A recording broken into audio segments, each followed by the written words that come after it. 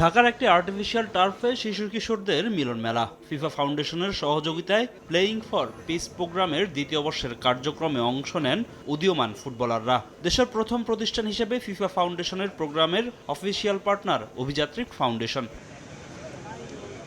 2025 সালে কার্যক্রমের আওতায় ঢাকার বিভিন্ন এলাকার 10 থেকে 18 বছর বয়সী প্রায় 1000 শিশু কিশোর ও 50 জন বিশেষ চাহিদা সম্পন্ন শিশু কিশোর নিয়মিত প্রশিক্ষণ ও সার্বিক বিকাশে অংশগ্রহণের সুযোগ পাচ্ছেন।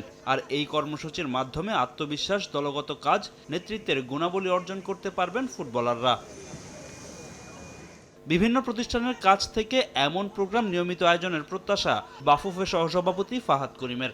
আর এমন আয়োজন শিশু কিশোরদের মাদক থেকে দূরে রাখবে বলে আশা প্রধানমন্ত্রীর সহকারী একান্ত সচিব আব্দুর রহমান সানির। একটা সুস্থ সুন্দর জাতি গঠন করার ক্ষেত্রে শিক্ষার পাশাপাশি তো আমাদের খেলাধুলা লাগবেই, এবং সেই খেলাধুলা বলতে এই যে ফিল্ড মাঠের মধ্যে খেলাধুলা করতে হবে। এই যে 11 জনের টিমে খেলছে, সে একজন অধিনায়ক মানছে, এই যে একজন রেফারি আছে তাকে যে ফলো করছে, এটা তো একটা ডিসিপ্লিনের অংশ।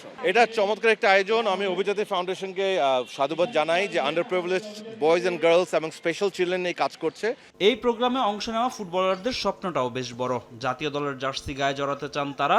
সেই সঙ্গে তৃণমূল থেকে আরও বেশি ফুটবলার খুঁজে বের করার এই প্রোগ্রামের জন্য ফিফাকে সাধুবাদ জানান ফুটবলাররা। কোচদের থেকে আমরা অনেক কিছু শিখতে পারি, ট্রেনিং করাই, সেশন করাই, তো এখান থেকে আমরা খেলা সম্পর্কে জানতে পারি আর কি। ফিট থেকে একজন ফুটবল প্লেয়ার হিসেবে বাংলাদেশের গর্ব করতে চাই। 2026 সালে 56টি ফুটবল প্রশিক্ষণ সেশন ছাড়াও 4টি ত্রৈমাসিক ফুটবল টুর্নামেন্ট সহ বিভিন্ন কার্যক্রম থাকবে ফিফার প্লেয়িং ফর পিস প্রোগ্রামে। ফাহিম ইসলাম, সময় সংবাদ, ঢাকা।